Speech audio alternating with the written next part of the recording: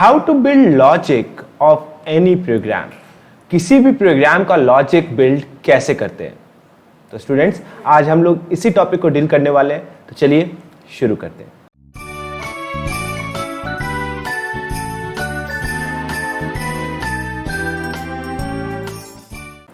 Hello everyone, welcome to programming perception. मैं अमित कुमार आप सभी लोगों का स्वागत करता हूं क्वेरीज एंड डिमांड्स के थर्ड एपिसोड में। और आज हम लोग डील करने वाले हैं कि लॉजिक बिल्डिंग को कैसे किया जाए। आप लोगों ने कमेंट में ये पूछा था और tutorial 27 of BlueJ for 10th के कमेंट में आप लोग में से 2 लोगों ने इस बारे में बात की थी। तो पहले देख लेते हैं कि कमेंट में आप लोगों ने क्या कहा है और फिर आगे बढ़ेंगे। तो सबसे पहले एक रमित पांडे जी हैं, उन्होंने कहा है कि सर एक वीडियो बनाइएगा हाउ टू बिल्ड लॉजिक पर, क्योंकि सर थोड़ी दिक्कत होती है हमको। Please by the way sir, thanks for the video. And Kshitij Shukla हैं, उन्होंने लिखा है सर आपके वीडियो लॉजिक बिल्डिंग पर आप बनाएं जिसमें आप एक ऐसा प्रोग्राम दें। तो ठीक है, जैसा कि आप लोग का डिमांड था मैं वो वीडियो लेकर के आ चुका हूं। तो आज हम लोग लॉजिक बिल्डिंग पे बात करेंगे। सबसे पहले आप लोगों को मेनी हैप्पी इंडिपेंडेंस डे। और दूसरी बात ये कहनी है कि अगर आपने अब तक चैनल को सब्सक्राइब नहीं किया यार तो सब्सक्राइब करो, बेल आइकन पे क्लिक करो ताकि आप तक नोटिफिकेशन समय से पहुंचे।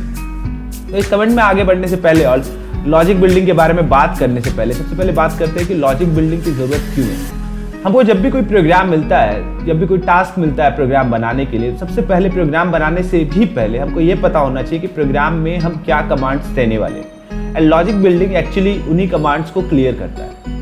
आप लोगों को मैं बता दूं, मैंने आप लोगों को एक बुक के बारे में बताया था, ये कंप्यूटर एप्लीकेशन क्लास 9th की ICSE बोर्ड की ये बुक जो मैंने लिखी है ये अवेलेबल है। और इसमें बेसिकली मैंने 2 अपेंडिक्स में, एक में मैंने एक लॉजिक बिल्डिंग के ऊपर सारी चीज़ों को डिस्कस किया है, प्रोग्राम्स उठाए हैं और उनके बारे में बात की है कि आप उनमें लॉजिक बिल्ड कैसे कर सकते हैं। और साथ साथ में एक अपेंडिक्स चैप्टर है ड्राई रनिंग के ऊपर। मैं आप लोगों को सजेस्ट करूंगा, भले ही आप 10th में हो, 11th में हो, 12th में हो, किसी भी क्लास में हो, अगर आप लॉजिक बिल्डिंग जैसी प्रॉब्लम को फेस कर रहे हैं, ड्राई रनिंग जैसी प्रॉब्लम को फेस कर रहे हैं, तो ये बुक आपकी ऐसी बहुत सारी प्रॉब्लम्स और बहुत सारी बेसिक्स ऑफ जावा के प्रॉब्लम्स को सॉल्व करेगा। तो आई वुड सजेस्ट कि आप इस बुक को गो थ्रू जरूर करें। सिर्फ इसीलिए नहीं कि मैंने ये लिखी है, क्योंकि आपके पास अभी लॉजिक बिल्डिंग के ऊपर तो बुक्स बहुत मिल जाएंगी, ड्राई रनिंग के ऊपर नहीं मिलेंगी और आपके बेसिक्स को, आपके प्रॉब्लम्स को फोकस करने वाली बुक्स नहीं मिलेंगी। That's why and it only cost you 333 rupees. और मैं जानता हूँ आप में से बहुत सारे लोग 500, 600, 700 रुपए अपने कोचिंग ट्यूशन्स के ऊपर खर्च करते हैं एंड वहां जाकर के बेसिकली काम क्या करते हैं, सिर्फ प्रोग्राम को रटने का। अगर आप इनको इससे गो थ्रू करेंगे, जिसमें अगर आप साल का 6,000, 8,000, 10,000, 12,000 खर्च रहे हैं, इसमें आपको सिर्फ 333 रुपीज इन्वेस्ट करना है। And I can guarantee you कि आपके प्रोग्रामिंग रिलेटेड सारे बेसिक प्रॉब्लम्स को दूर करेगा एंड इसके बाद आप खुद कैपेबल हो जाएंगे अपने लॉजिक को बिल्ड करने के लिए। मगर जैसा कि आप लोगों ने कहा है कि लॉजिक बिल्डिंग के ऊपर आप बताइए, देखिए लॉजिक बिल्डिंग के ऊपर पर्टिकुलरली मैं अगर बेसिक से चलूँ तो अपने आप में वो एक बुक है, राइट। एल्गोरिथम अपने आप में, फ्लो चार्ट के बारे में, सब चीज़ों के बारे में डिस्कस करना पड़ेगा। मगर मैं उतनी डिटेल में नहीं जा रहा हूँ, मैं बहुत शॉर्ट और प्रिसाइज तरीके से बता रहा हूँ कि बेसिकली लॉजिक कैसे क्रिएट किया जाता है और उसके बाद उस प्रोग्राम की तरफ कैसे बढ़ते हैं। और जैसा कि आप लोगों ने पूछा है कि मैं एक प्रोग्राम आपको दूं करने के लिए, तो मैं आज की वीडियो में वो प्रोग्राम भी दूंगा। तो वीडियो को अंत तक जरूर देखिएगा ताकि आप उस प्रोग्राम को देखें और कर सकें। तो चलिए देखते हैं लॉजिक बिल्डिंग के लिए। और उसके लिए मैं एक प्रोग्राम उठा रहा हूं जो ट्यूटोरियल 27 में ही मैंने डील किया है। प्रोग्राम है परफेक्ट नंबर के ऊपर। परफेक्ट नंबर क्या है? Perfect number is a positive integer that is equal to the sum of its positive divisors excluding the number itself. तो परफेक्ट नंबर एक पॉजिटिव इंटीजर है जो कि उसके पॉजिटिव डिवाइजर्स के सम के बराबर है। अब उसके पॉजिटिव डिवाइजर्स में हम लोग उस नंबर को, खुद उस नंबर को इंक्लूड नहीं करेंगे। For example 6। अब 6 के डिवाइजर्स यानी वो कौन कौन से नंबर जो 6 को डिवाइड करते हैं, तो 6 को 1 डिवाइड करता है, 6 को 2 डिवाइड करता है, 6 को 3 डिवाइड करता है और 6 को 6 डिवाइड करता है। तो हम नंबर को तो इंक्लूड नहीं करेंगे, तो हम 6 की बात नहीं करते हैं। तो बाकी की जो 3 डिवाइजर्स है, अगर आप उनको ऐड करते हो, जैसे 1 + 2 + 3, तो आपके पास आउटपुट आता है 6, जो कि एक्चुअली एक परफेक्ट नंबर ही है, राइट। तो इसको करने के लिए आप लॉजिक कैसे बिल्ड करेंगे? तो मैं यहाँ पे लॉजिक को पहले सिंपल इंग्लिश लैंग्वेज में लिख रहा हूँ कि मुझे करना क्या है। मुझे सबसे पहले एक नंबर लेना है, तो टेक अ नंबर। फिर उसके बाद मैं उस नंबर को या उस नंबर के फैक्टर्स को पता करूंगा। सो डिटेक्ट फैक्टर्स। अब बात आती है कि हम फैक्टर्स को कैसे डिटेक्ट करेंगे। तो उसी चीज को समझाने के लिए मैं यहाँ पे कुछ सब स्टेप्स लिख रहा हूँ, यानी फैक्टर्स को डिटेक्ट करने के तरीके। तो मैं एक लूप चलाऊंगा, run a loop from 1 to less than number, यानी कि अगर यूजर से आपने नंबर लिया 6 तो आप एक लूप चलाएंगे 1 से लेकर 5 तक, यूजर ने नंबर दिया 10 तो आप एक लूप चलाएंगे 1 से लेकर 9 तक। उसके बाद लूप के अंदर divide the number with loop counter, आप नंबर को लूप काउंटर से डिवाइड कीजिए फॉर रिमाइंडर के लिए, ठीक है। सो उसके बाद आप चेक करेंगे इफ रिमाइंडर इज 0, अगर remainder 0, if remainder is 0 definitely it is a divisor, then loop counter is the divisor of the number, right. तो हम 3 काम करेंगे फैक्टर्स को डिटेक्ट करने के। पहले एक लूप चलाएंगे 1 से लेकर लेस देन नंबर तक। नंबर तक हम रन नहीं करेंगे क्योंकि नंबर तो डिवाइजर होगा ही और फैक्टर होगा ही, डिवाइजर होगा ही, और हम उसको ऐड भी नहीं करने वाले, राइट। तो हम इसलिए नंबर से एक लेस तक हम चलाएंगे लूप। हम नंबर को बार बार लूप काउंटर से डिवाइड करके रिमाइंडर को चेक करेंगे। अगर रिमाइंडर 0 है तो डेफिनेटली वो लूप काउंटर डिवाइजर है। तो आपको डिवाइजर मिल गया या फैक्टर मिल गया तो आप उसके बाद क्या करेंगे, सो add the factor in a variable, एक वेरिएबल में उस फैक्टर को ऐड कीजिए, ठीक है। और इन द वेरिएबल मुझे कहना चाहिए, या वेरिएबल का मैं नाम ले लेता हूं, इन सम वेरिएबल, सम नाम के एक वेरिएबल में आप उसको ऐड कर दीजिए। यहां पे एक काम आप और कीजिए, तो मैं स्टेप्स को थोड़ा सा बढ़ा रहा हूं, एक स्टेप और बना दिया आपको समझाने के लिए। जो मैंने सम वेरिएबल बनाया ना, तो उसको टेक सम नाम का वेरिएबल लीजिए इज इक्वल्स टू 0 और आप उसके अंदर 0 असाइन कीजिए। अब बच्चे यहाँ पे पूछेंगे सर 0 असाइन क्यों करेंगे? देखिए सबसे पहली बात, अगर हम एक वेरिएबल बना रहे हैं तो उसको असाइन करना जरूरी है, तो हमको एक वैल्यू तो देनी ही है, मगर हम 0 वैल्यू इसीलिए देंगे क्योंकि इस वेरिएबल में हम बहुत सारी वैल्यूज ऐड करने वाले हैं और हम नहीं चाहते कि बहुत सारी वैल्यूज ऐड करने के बाद एक्चुअली टोटल सम में कोई चेंज आए, राइट। तो सम में इनिशियली 0 असाइन करने से एक बात की गारंटी हो जाती है कि आप सारे फैक्टर्स ऐड करने के बाद अगर देखोगे तो सारे फैक्टर्स ऐड करने के बाद उनमें कोई चेंज नहीं आएगा, क्योंकि 0 जो है उसको मैथमेटिकली हम कहते हैं एडिटिव आइडेंटिटी, यानी इसके अंदर आप कुछ भी ऐड कर दो वैल्यू में कोई चेंज नहीं आएगा, या किसी भी वैल्यू में आप 0 ऐड कर दो वैल्यू जैसी की तैसी ही रहेगी, राइट।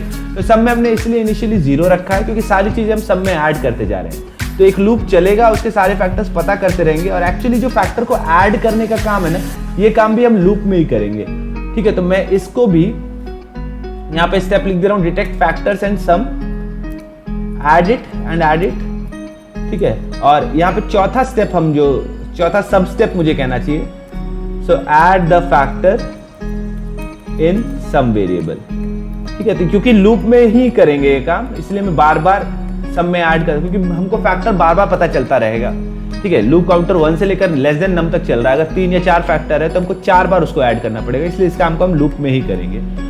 लूप जब खत्म हो जाएगा तो हमारे पास टोटल सम ऑफ फैक्टर होगा, राइट। तो हम टोटल सम ऑफ फैक्टर को कंपेयर करेंगे। If sum of factors is equal to number then it is perfect number, तब वो परफेक्ट नंबर है, अदरवाइज नॉट, वरना नहीं। तो हमको बेसिकली यही काम करना है, हमको एक नंबर लेना, हमको एक सम वेरिएबल लेना, उसमें 0 असाइन करना। क्यों करना वो मैंने बता दिया। फैक्टर्स का पता करना है और फैक्टर्स को ऐड करना है। फैक्टर्स को पता करके ऐड करने के लिए हम एक लूप चलाएंगे 1 से लेकर लेस देन नंबर तक, डिवाइड करेंगे लूप काउंटर को, डिवाइड करेंगे लूप काउंटर से बार बार नंबर को। अगर रिमाइंडर 0 आता है तो हम उस लूप काउंटर को ऐड कर देंगे सम नाम के वेरिएबल में। बाद में जब लूप खत्म होगा तो हम चेक करेंगे कि ये जो सम वेरिएबल की वैल्यू है अगर नंबर के बराबर है तो वो परफेक्ट नंबर है। तो ये हो गया आपका कंप्लीट लॉजिक। जब आपके पास लॉजिक तैयार है तो आपको बस यही करना है कि इसी लॉजिक को कन्वर्ट करना है प्रोग्रामिंग की भाषा में। और मैंने ऑलरेडी ये काम किया था, मैंने ट्यूटोरियल 27 में करके आपको दिखाया था। मैं कोड एक बार और दिखा दे रहा हूं आपको। Okay, so here it is. तो आप देखिए मैं सबसे पहले यूजर से नंबर एक्सेप्ट किया, फिलहाल यूजर से ना लेकर के मैंने यहाँ पे फंक्शन में पास कर दिया। ओके, तो नंबर हमने ले लिया, सम नाम का वेरिएबल है उसको 0 असाइन कर दिया और उसके बाद 1 से लेकर नम तक, लेस देन नम तक हमने एक लूप चलाया। 1 से लेकर लेस देन नम तक लूप चल रहा है, तो 1 2 3 4 5 6 7 8 9 10 आई की वैल्यू चेंज होती रहेगी। अब डिपेंड करता है कि नंबर आपने क्या एंटर किया। सपोज नंबर मैंने 6 एंटर किया है तो ये लूप काउंटर की वैल्यू 1 2 3 4 5 तक रहेगी। जैसे लूप काउंटर 6 हो जाएगा लूप टर्मिनेट हो जाएगा। तो ये 6 को डिवाइड करेगा पहले 1 से, फिर 6 को डिवाइड करेगा 2 से, फिर 6 को डिवाइड करेगा 3 से। तो लूप काउंटर जितनी बार चलेगा उतनी बार ये एक नए आई से डिवाइड करेगा। आई की यानी लूप काउंटर की वो करंट वैल्यू अगर डिविजिबल है, सॉरी अगर नंबर लूप काउंटर की करंट वैल्यू से डिविजिबल है तो हम उस लूप काउंटर को सम नाम के वेरिएबल में ऐड कर देंगे। यहाँ पे मैंने एक शॉर्ट हैंड ऑपरेटर यूज किया, आप इसकी जगह पे कंप्लीटली भी लिख सकते हो, sum is equals to sum plus i. Okay, जब लूप खत्म हो जाएगा उसके बाद सम और नम यानी जो सम ऑफ फैक्टर है और जो ओरिजिनल नंबर है आप उनको कंपेयर करोगे। अगर दोनों सेम है तो ये परफेक्ट नंबर है, वरना ये परफेक्ट नंबर नहीं है। तो आपने देखा हमने पहले लॉजिक को बिल्ड किया एक ऐसी लैंग्वेज में जो हमको कंप्लीटली समझ में आ रही है और फिर हमने उस लॉजिक को कन्वर्ट किया प्रोग्रामिंग की लैंग्वेज में एंड देन फिर उसके ऊपर प्रोग्राम तैयार हो गया। That's how we build a logic. Logic building के बहुत सारे टूल्स है, बेसिकली 3 टूल्स है, algorithm, flow chart and pseudo code. इनकी मदद से आप लॉजिक को बिल्ड कर सकते हो। अगर रियल लाइफ की बात करें तो रियल लाइफ में सबसे ज्यादा यूज होने वाला है फ्लो चार्ट। और आप भी एज अ प्रोग्रामर कभी कहीं किसी कंपनी में काम करेंगे तो डेफिनेटली आपके पास जितने भी प्रोग्राम के लॉजिक आएंगे सब फ्लो चार्ट के रूप में आएंगे जिसको आपको कोडिंग में कन्वर्ट करना पड़ेगा। तो logic building is one of the initial step of programming. हाँ, ये बात मैं जरूर कहूंगा कि ऐसा कोई गारंटी नहीं है कि लॉजिक बिल्डिंग आपने सीख लिया तो सीखते ही आपकी लॉजिक बहुत स्ट्रांग हो जाएगी और आप बहुत अच्छे लॉजिक्स फॉर्म करने लगोगे। उसके लिए आपको काफी प्रैक्टिस करनी पड़ेगी। बट शुरुआत में अगर आपने 5-10 दिन कुछ अलग अलग तरह के प्रोग्राम्स के साथ लॉजिक बिल्ड कर लिया तो आपकी लॉजिक बिल्डिंग कैपेबिलिटी बहुत ज्यादा बढ़ जाएगी। तो जैसा कि मैंने आप लोगों को वादा किया था कि मैं एक प्रोग्राम भी दूंगा आप लोगों को करने के लिए, तो मैंने एक प्रोग्राम रखा है यहाँ पर और इसको मैं अपने इस वीडियो के डिस्क्रिप्शन में भी डाल दूंगा इसकी कंप्लीट डेफिनेशन। प्रोग्राम है डाइजेरियम नंबर के बारे में। तो सबसे पहले बात करते हैं डाइजेरियम नंबर क्या है। डाइजेरियम नंबर एक ऐसे नंबर को कहते हैं जिसके डिजिट्स की सम, पर डिजिट्स को हम डायरेक्टली सम नहीं कहते, डिजिट्स के ऊपर एक पावर होती है और डिजिट की पावर होती है उस डिजिट की पोजीशन। ठीक है, तो डिजिट की पावर्स का सम अगर ओरिजिनल नंबर के बराबर है तो वो नंबर एक डाइजेरियम नंबर कहलाता है। फॉर एग्जांपल 135 एक डाइजेरियम नंबर है क्योंकि 1 to the power of 1 plus 3 to the power of 2 plus 5 to the power of 3। अब आपने देखा होगा यहाँ पे काउंटिंग जो हुई है पोजीशन की वो लेफ्ट साइड से हुई है। ठीक है, 135 में 1 फर्स्ट पोजीशन पे, 3 सेकंड पोजीशन पे और 5 थर्ड पोजीशन पर। तो जो उनकी पोजीशन है उसको उसी की पावर पे रेज किया है। तो 1 to the power of 1, 3 to the power of 2 plus 5 to the power of 3। Okay, यहाँ पे आपको 11, 32 और 53 दिख रहा है। It is 1 to the power of 1 actually because of copy pasting it in notepad ना, ये इस तरह से हो गया है।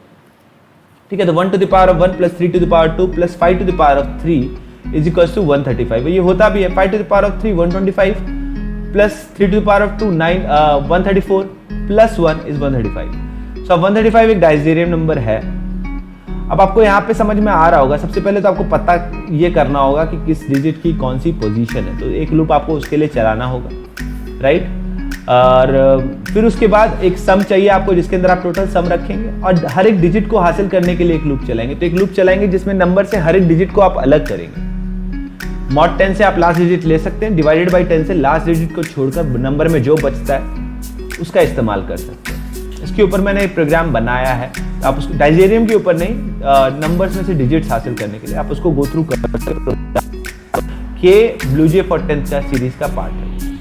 135 के अलावा 89, 175, 518 ये सारे के सारे डाइजेरियम नंबर्स हैं और इनके अलावा भी कुछ और डाइजेरियम नंबर्स भी हैं। तो स्टूडेंट्स फिर से मैं कह रहा हूँ कि अगर आप लोग सीरियसली इस बुक को परचेज करना चाहते हो तो डिस्क्रिप्शन में मैंने Amazon और इवेंट्स पब्लिकेशन दोनों का लिंक दिया है जहां से आप इस बुक को परचेज कर सकते हो। It will only cost you 333 rupees and I can guarantee you it's going to resolve all of your problems.